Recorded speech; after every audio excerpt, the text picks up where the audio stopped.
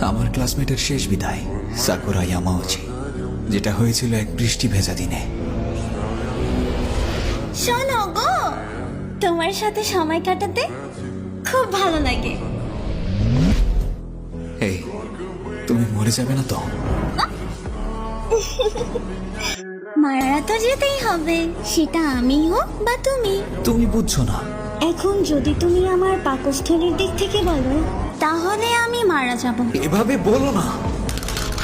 আমাকে দেখে হয়তো তোমার মনে হয় না, তবে তোমাকে নিয়ে আমার চিন্তা হয়। তুমি চাও যে আমি বেঁচে থাকি? অনেক বেশি।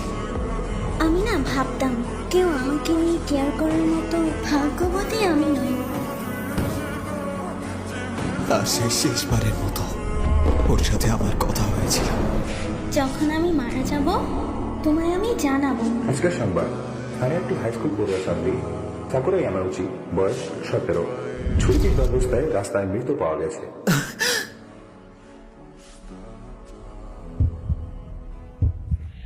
চিন্তা করো না।